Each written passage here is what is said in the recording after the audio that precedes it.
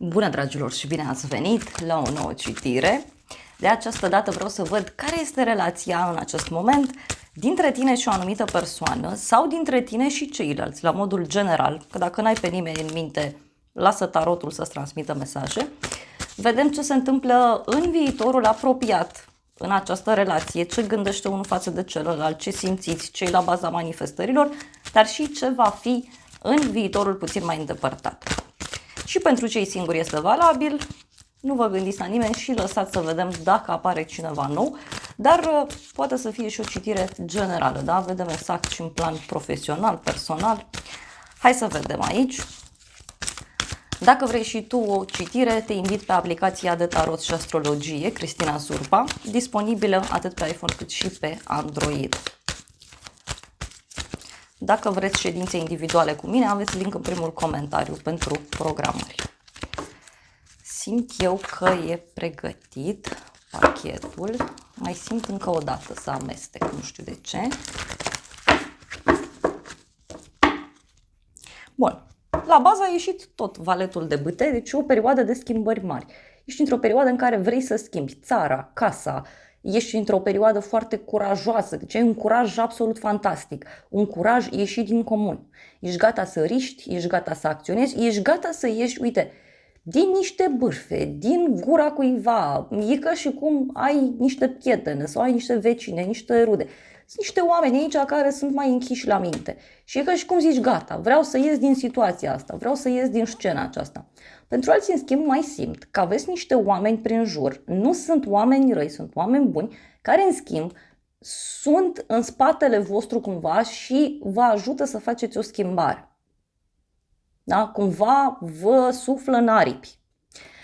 În plan amoros, dacă ești o persoană singură, văd aici că a trecut o perioadă în care ai vrut pur și simplu, da, ai stat, poate ai ieșit cu prietenele în ultima perioadă, poate ai stat cu familia, poate ai încercat să ieși, să socializezi, însă valetul ăsta de bâtă spune că e timpul să te desprinzi de așa ceva.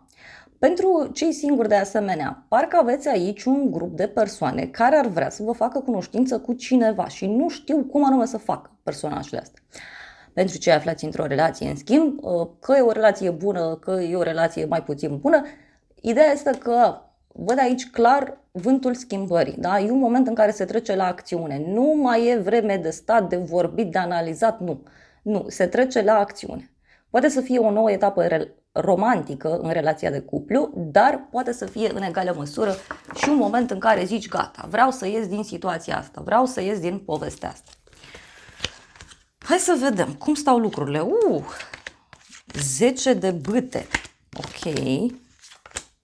Da, se explică energia asta, vântul schimbării. Da, cred că vântul schimbării, cam așa e pe aici. Pentru că văd foarte multă oboseală, ceva a ajuns într-un punct limită, cumva o situație anume nu mai poate continua, așa nu se mai poate.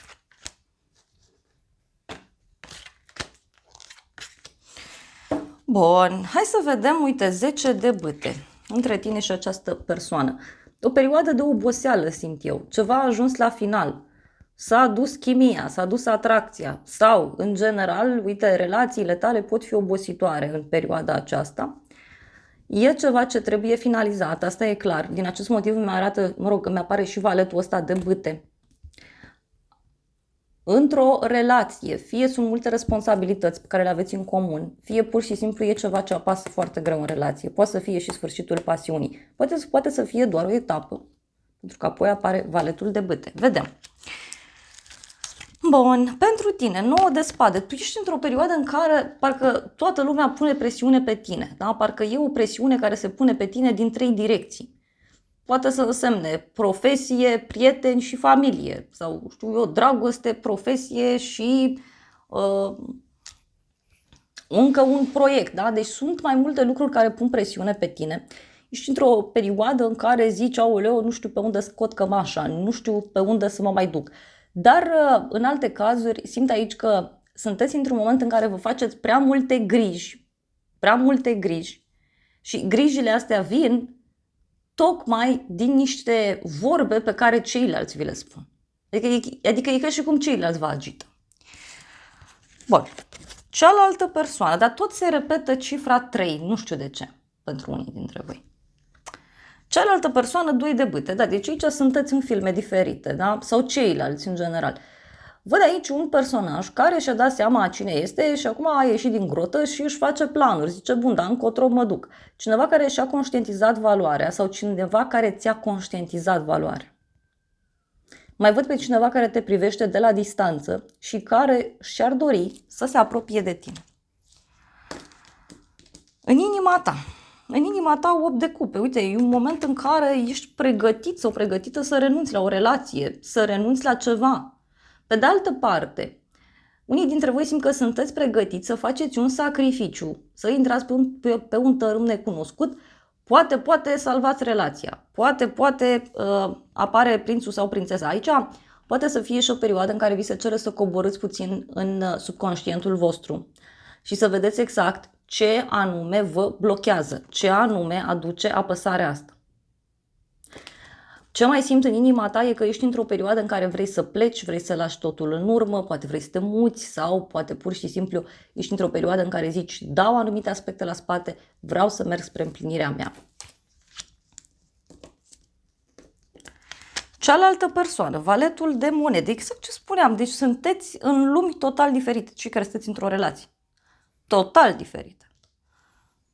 Deci uite ce cărți negre pe partea asta și pe partea cealaltă e lumină, da? E liniște.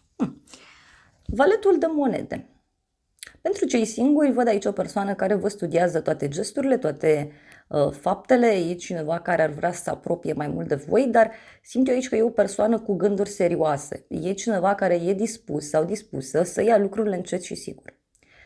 Tot în plan personal, mai văd aici și că ai pe cineva care fie e mai tânăr, de vârstă, sau e o persoană care nu a experimentat până acum dragostea, pentru că e cineva care se bucură intens de tot ceea ce are. Pentru unii mai simt aici și un personaj nou care vă poate intra în anturaj sau care a intrat deja.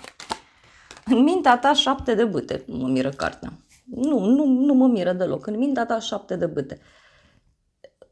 Tu, în acest moment, te gândești fie să lupți cu toate forțele pentru persoana asta, fie te gândești să lupți așa cu tine, să lupți cu oamenii din jur, doar poate îți faci și tu loc.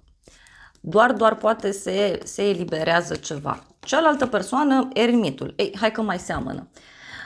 Văd aici că aveți legătură totuși cu o persoană foarte matură, asumată. Este vorba despre o persoană care privește cât te zbați, privește cât anume tu lupți, doar că această persoană este foarte tăcută, e foarte misterioasă, poate să fie un personaj care a trecut prin multe, da? Poate să fie o persoană stabilă din punct de vedere profesional, cineva care e mai ascuns așa cu ceea ce are, cu ceea ce face, dar care oarecum te studiază, te privește.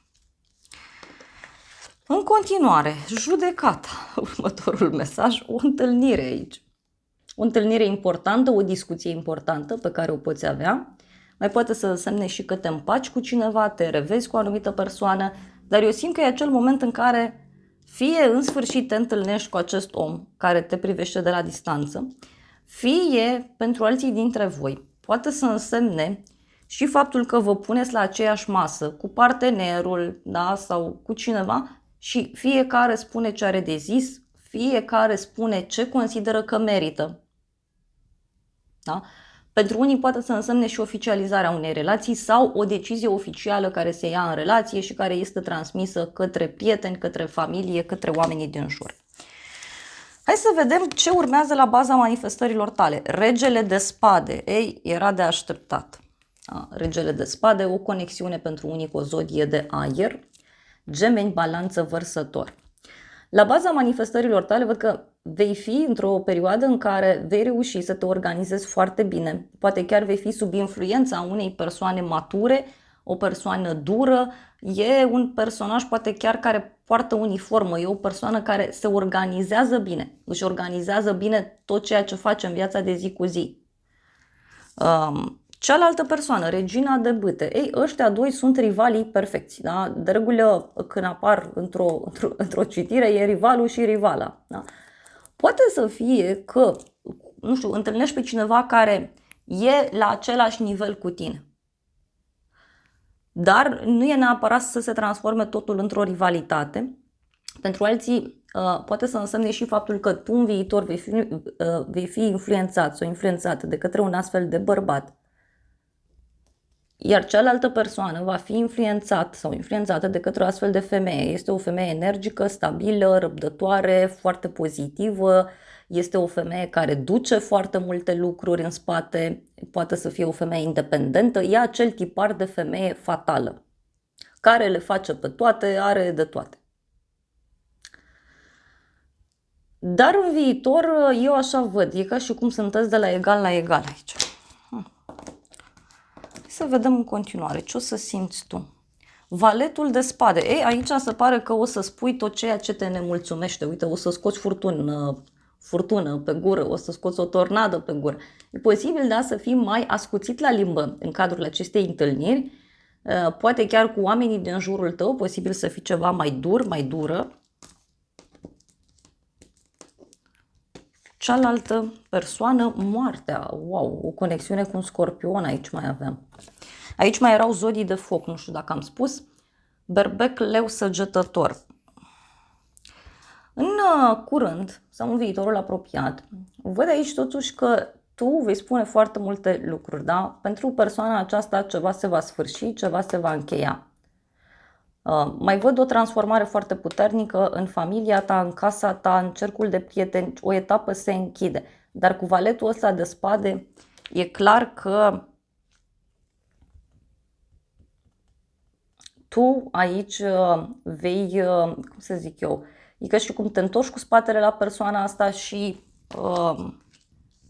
îi spui ce ai de spus și apoi te întorci cu spatele și pleci. În continuare, ce o să gândiți? Ia să vedem noi. Uite, la tine 4 de spade. Tu o să dai dovadă de foarte multă înțelepciune, dar ce văd eu în viitor la tine e foarte multă răceală. Foarte multă răceală.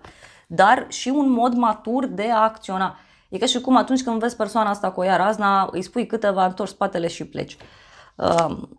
Pentru cei singuri, în schimb, poate să apară un personaj care să vă pună pe gânduri, dar care în același timp să vă aducă și o liniște din punct de vedere mental. Da? Posibil aici să te gândești la o pauză, dacă e vorba de o relație, să te gândești la o vacanță sau să te gândești că ai nevoie de liniște și să ieși din situația aceasta. Cealaltă persoană, 7 de spade. Persoana aceasta fie se simte trădată, fie se gândește că a fost mințită, fie e o persoană care în general minte. Da? Și acum e posibil să se arate. Pentru femei, uite, poate să fie ceva legat de o altă persoană. Hai să vedem, să clarificăm puțin povestea. Vreau să vedem totuși ce cu 7-le ăsta de spade aici. Uite, e un sfârșit.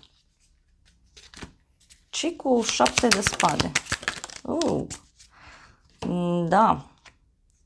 Boală, gelozie, bărbatul și dorința. Deci un personaj care, nu știu, e bolnav de gelozie. Sau cineva care nu e sincer, nu e, cum să zic eu, nu e sincer, nu e o persoană fidelă, dar în același timp e bolnav sau bolnavă de gelozie.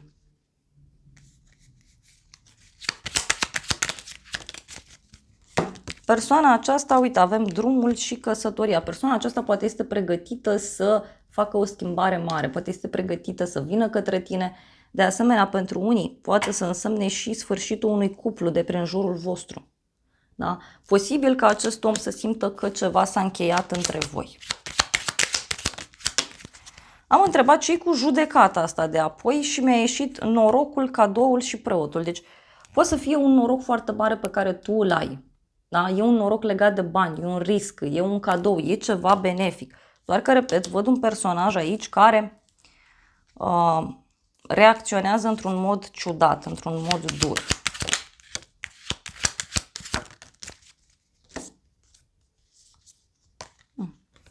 Tu aici vei avea de luat decizia finală. Așa văd. Posibil ca această persoană să treacă prin niște momente complicate sau cineva din jurul tău, pentru că văd aici ca un fel de scandal. În viitor, luna, o legătură cu zodia pești. În viitor văd aici o întâlnire la o vreme de seară, dar și un moment de confuzie în relația asta. Da? Posibil ca, ca această etapă prin care treceți, da, să nu ducă mai departe. Luna poate să însemne și multă confuzie în relație, dar în același timp luna poate să însemne și faptul că emoțiile astea pot fi la cote maxime, poate la o vreme de seară sau poate într-un moment în care niciunul dintre voi nu vede limpede lucrurile. La baza manifestărilor tale, 3 de spade. Da, aici e posibil, da, să te simți dezamăgită, trădată în viitor, iar cealaltă persoană 3 de cupe. Uite, persoana aceasta are parte de o bucurie, o realizare. E ca și cum, repet, iar sunteți în filme diferite.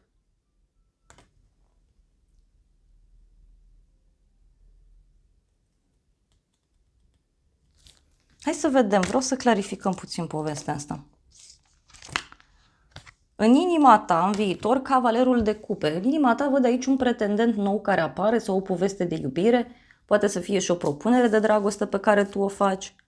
Cealaltă persoană, 6 de cupe. Ei, și persoana aceasta e posibil să-ți ducă dorul în viitor. Poate să fie și că îți vine cineva din trecut. Da? Mai văd că acest om poate să aleagă distracția, poate să aleagă plăcerea, dar în același timp să se simtă, știu eu, singur.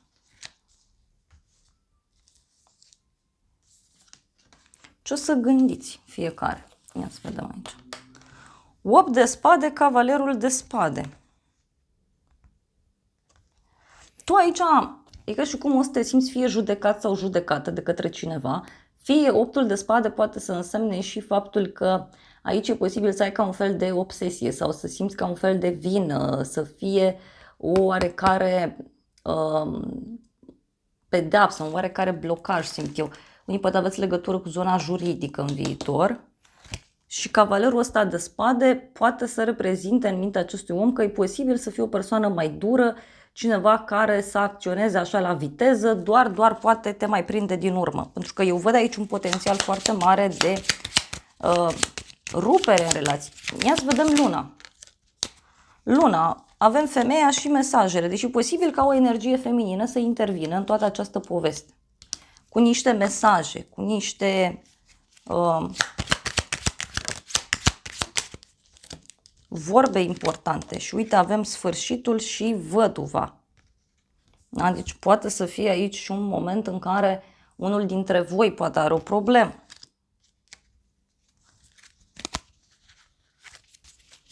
Să vedem pentru tine. 3 de spade. Da, aici în viitor văd că nu vei mai avea încredere fie în persoana asta, fie în relații. Dar ce văd totuși, uite, o bucurie neașteptată aici. Uite, în viitor văd aici că te vei gândi la faptul că e ca și cum mereu cineva e cu ochii pe tine sau mereu cineva te urmărește. Poate să fie și că nu poți să scapi, da, de această falsitate, de aceste lucruri care s-au aflat. Să vedem cealaltă persoană, că serios că sunteți în filme diferite. Judecată avem aici. Cealaltă persoană, uite, e tare bucuroasă aici. Se distrează, se simte bine și în inima sa 6 de cupe a venit clarificat cu copilul. Deci poate această persoană, știu eu, își dorește aici o persoană nouă sau își dorește un copil. Poate să fie și că îi e dor de inocența din relație. Și uite, văd omul ăsta că aici se va agita și va face o alegere importantă, va reacționa într-un mod dur și aici are legătură cu ideea de casă sau are legătură cu ideea de familie, de stabilitate. Foarte interesant. Ia să vedem noi ce zice oracolul. Aici avem un drum lung, bani mulți și succes în dragoste. Pentru unii simt aici că parcă nu sunteți deschiși în fața schimbărilor. Aici e clar că apare o transformare puternică în dragoste, dar are legătură și cu banii și poate să fie ceva pe termen lung, fie este o persoană de la drum lung, dar văd o persoană falsă aici, totuși, care, repet, va fi demascată. Mai văd o veste, o scrisoare pe care o primești în legătură cu faptul că cineva vrea să-ți vină în vizită sau cineva aici vrea să-ți facă poate cunoștință cu cineva. Deci e o întâlnire, e o vizită pe care o faci.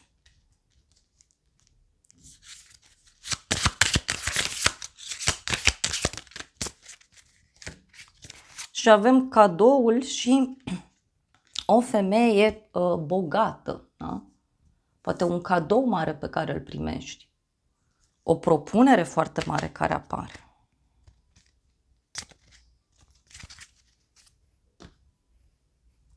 Pentru unii eu simt totuși că e vorba de o persoană nouă care poate să apară în viața voastră, doar că e posibil ca aici cumva lucrurile să fie ciudate, adică omul ăsta să se simtă bine alături de tine, să fie hotărât, dar pe tine cumva văd că încă, da, calci ușor, cumva iei lucrurile încet, ca o pisică, așa, mergi tip-til, parcă nu-ți vine așa să te arunci cu capul înainte. Bun, hai să vedem ce zic îngerii romantici în povestea asta. Ei, aici sunt niște probleme în familie, probleme cu părinții, niște traume care trebuie rezolvate, pentru că altfel nu o să funcționeze. Avem această persoană, e cea aleasă. Și apoi avem finanțe și carieră, ci că banii și cariera sunt un factor care pot afecta relația. Da? Deci, posibil ca de acolo să pornească toată situația asta agitată pe care eu am văzut-o. Îngerii zic așa, uite, să renunți la fosta iubire, să-ți cureți energiile. Pentru că undeva e posibil să apară o altă persoană, să apară o atracție față de altcineva. Ia să vedem ce zice oracolul ăsta. Văd pe cineva care are niște regrete, care spune că nu se va putea ierta niciodată pentru că te-a pierdut, dar spune că totuși o să încerce să lupte până la capăt. Sper că vom putea iubi din nou. Nu am iubit niciodată până să te iubesc pe tine. Interesant. Deci e vorba de un personaj aici care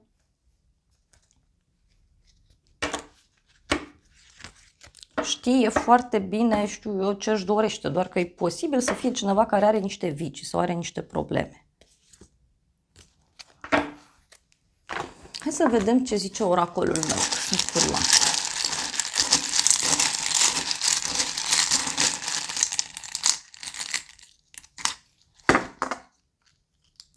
Te vorbește cineva de bine, luna mai, cifra 5, zodia Taur, zodia Gemeni, ziua de vineri, o întâlnire, avem magic, cifra 7 și un cadou, ziua de joi.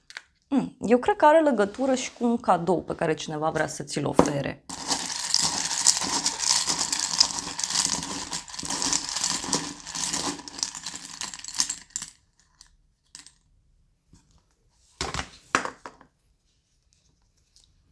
Avem luni, noroc mare, ascuns, lună, iar apoi avem spirit, libertate.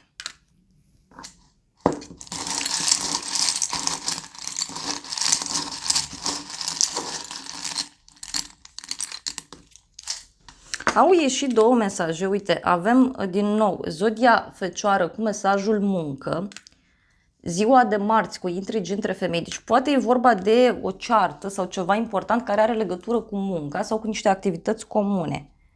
Iar apoi avem familie pentru casă, lumină, nu în culoarea albă. Eu cred aici că ceva se rezolvă pur și simplu pentru tine. Pentru că, repet, valetul ăsta de bâte înseamnă o schimbare pe care tu e nevoie să o faci. Pentru că aici s-a finalizat o etapă, s-a finalizat un ciclu din viața ta și trebuie să accepti, da? Trebuie să accepti, nu trebuie să mai stai să eviți schimbarea. Pentru că ea este inevitabilă. Dragilor, acestea au fost previziunile de această dată. Eu vă mulțumesc pentru prezență, vă îmbrățișez cu drag, sper din suflet să vă fie de folos informațiile și să ne revedem cu bine și data viitoare. Eu vă doresc să aveți parte de o zi sau de o seară cât mai frumoasă.